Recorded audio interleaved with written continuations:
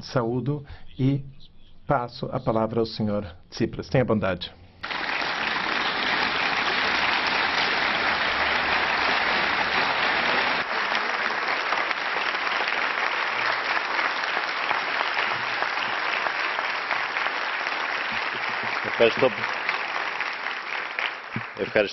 Muito obrigado, senhor presidente, senhores deputados.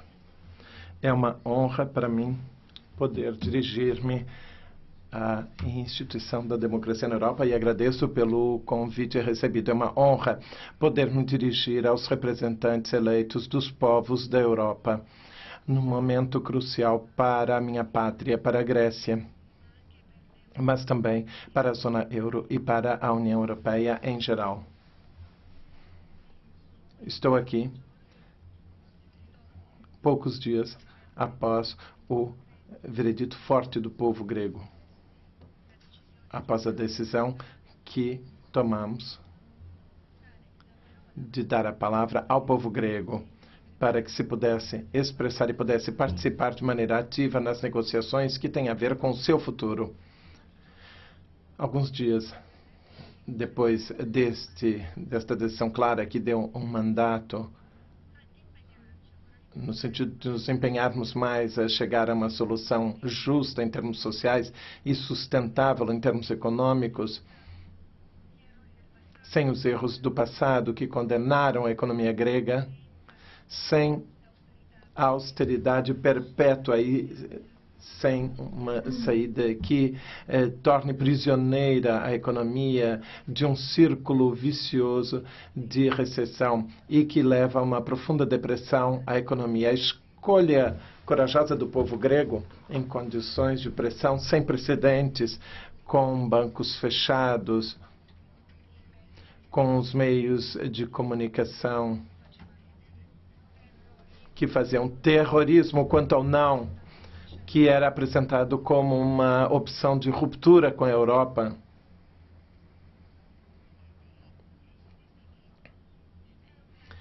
É uma alegria estar aqui no templo da democracia, porque tenho certeza que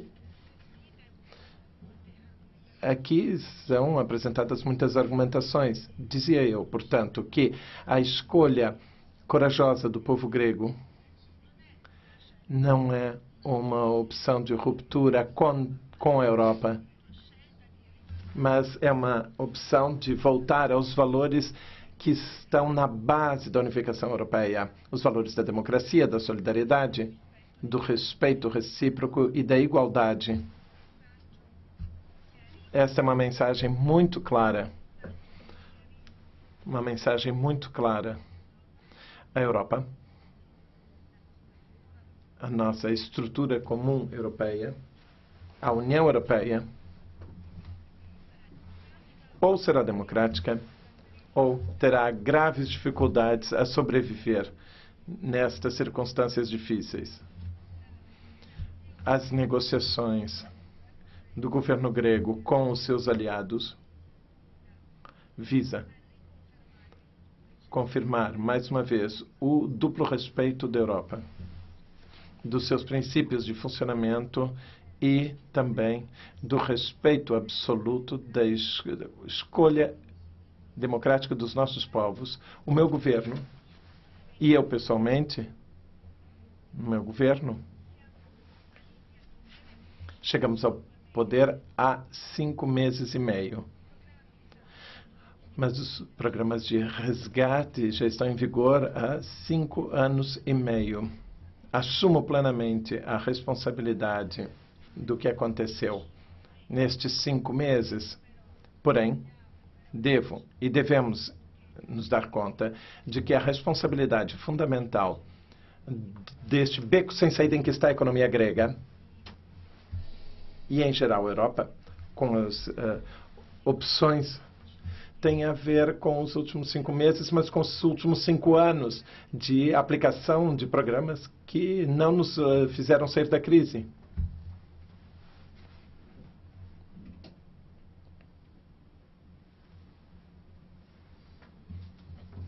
Eu gostaria de voltar a confirmar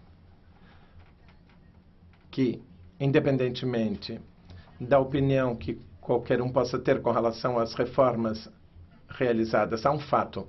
A Grécia e o povo grego, nos últimos tempos, envidaram um esforço sem precedentes de adaptação, de ajustamento. Esgotou-se a resistência do povo grego agora.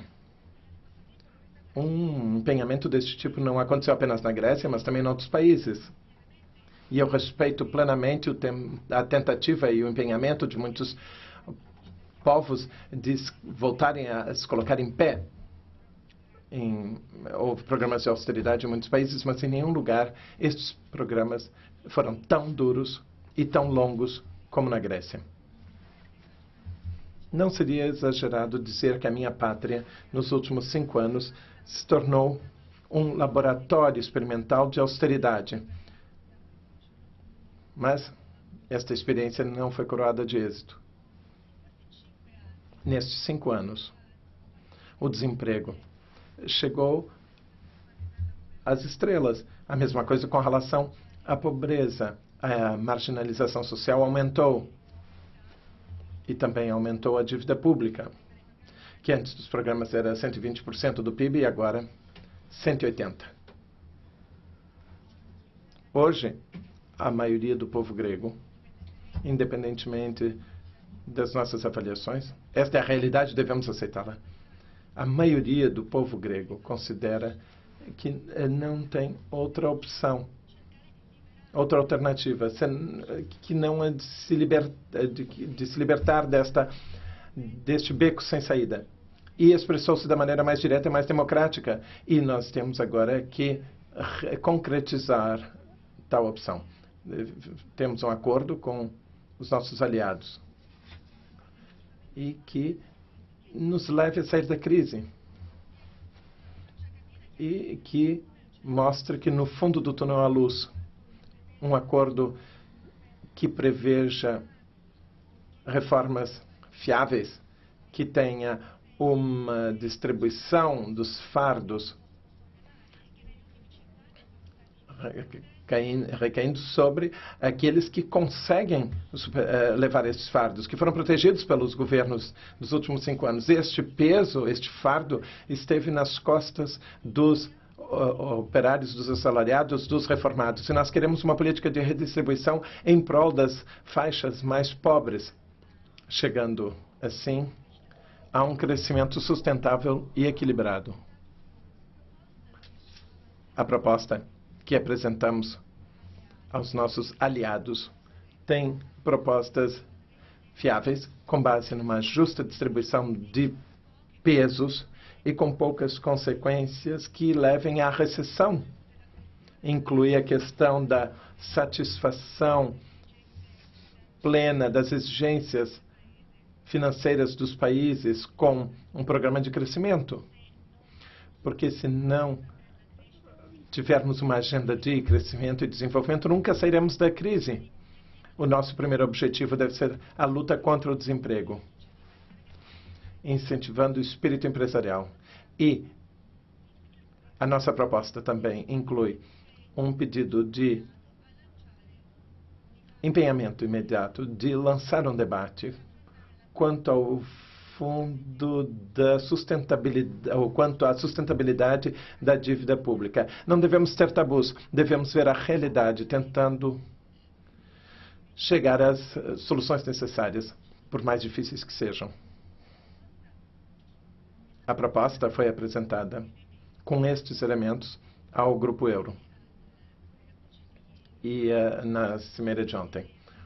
Hoje enviaremos também aos Estados-membros os nossos pedidos. Nós devemos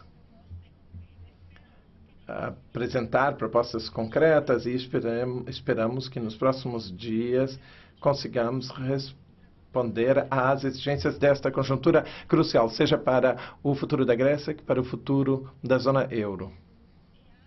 E também, não apenas em termos de interesses econômicos da Europa, mas também em termos geopolíticos. Vou ser muito franco. As propostas do governo grego quanto ao financiamento das suas exigências de reestruturação da dívida, não pretendem agravar mais a situação dos contribuintes europeus.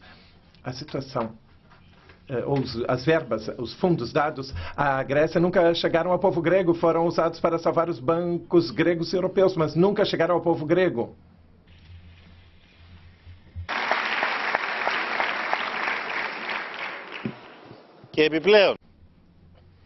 E, além disso, a partir de agosto de 2014, a Grécia está à espera do pagamento da parcela prevista pelo programa de resgate, que expirou no dia 30 de junho, 7,2 mil milhões de euros, que não foi pago desde agosto de 2014. E não era o nosso governo que estava no poder em agosto de 2014 até janeiro de 2015. Naquele período, não foram pagas as parcelas porque o programa não era aplicado.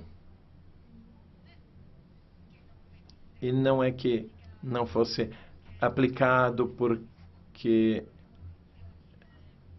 não havia, ou porque havia as condições que temos agora, mas porque não podia ser aplicado um programa, ou um programa não deve ser apenas correto, mas deve ser viável, tendo em conta as condições sociais. Senhores deputados, nos últimos tempos, a Grécia negociou, reivindicando este montante de 7,2 mil milhões de euros, com uma obrigação de reembolsar outras parcelas a estas instituições que deviam pagar os 7,2 mil milhões. Eram dívidas da ordem de 17,5 mil milhões. Este dinheiro foi pago e, senhores deputados, além de tudo o que já disse, não faço parte dos políticos que consideram que, com todo o sofrimento do meu país, bem, os culpados são os estrangeiros malvados. A Grécia chegou à beira da falência porque, durante muitíssimos anos, os governos que sucederam geraram um estado de clientelismo, reforçaram a corrupção.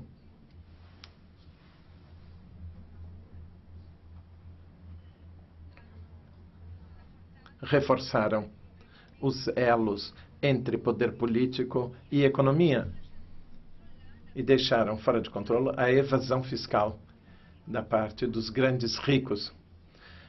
Credit Suisse fez uma investigação e 10% dos gregos têm a gestão de 56% da riqueza nacional. Estes 10% de gregos, no período da grave austeridade, ficou fora do alvo. Não arcaram com o peso que outros tiveram que carregar. E esta grave injustiça num programa de resgate não apenas tentaram recuperar a situação, mas agravaram-na ainda mais. Nenhuma das reformas do memorando melhoraram o mecanismo fiscal, que fora imposto por algum funcionário. Nenhuma reforma conseguiu romper o vínculo que havia no nosso país antes da crise entre o regime político, as oligarquias e os bancos. Nenhuma reforma conseguiu melhorar o funcionamento e a eficácia da máquina estatal, que seguia ou respeitava direitos específicos e não o bem público. Estas propostas agora estão no epicentro. As nossas propostas se concentram em reformas concretas que querem mudar a Grécia. São reformas que os governos anteriores, no antigo sistema político, mas também os programas de resgate, não queriam que fosse feito na Grécia. Esta é a realidade. A questão dos oligopólios e cartéis nos mercados. O reforço dos mecanismos de controle no setor público quanto às despesas públicas para lutar contra a elisão e a evasão fiscal, a modernização da administração pública. Estas são as prioridades de reforma do nosso governo. Esperamos um acordo dos aliados quanto a estas prioridades. Hoje, estamos aqui com um mandato forte da parte do povo grego e com a nossa vontade resoluta, não de entrarmos em conflito com a Europa, mas com a vontade de lutar contra certas mentalidades que fazem naufragar a Grécia e com ela a zona euro. Senhores deputados, a Europa está numa encruzilhada importante. O que definimos como crise grega nada mais é do que uma fragilidade de toda a zona euro. No sentido de encontrar uma solução quanto à crise autoalimentada pela dívida. É um problema europeu, não é um problema meramente grego. E para um problema europeu é necessária uma solução europeia. A história europeia é uma história de conflitos, mas também de compromissos. Mas é também uma história de convergência e de divergências, uma história de união e não de divisão. E por isso falamos de uma Europa unida. Façamos com que não seja a Europa dividida. Devemos chegar a um compromisso positivo para evitar uma fratura histórica que acabaria com a tradição da Europa unida. Estou convicto de que todos se dão conta da importância desta questão e que vamos todos assumir a nossa responsabilidade histórica. Muito obrigado.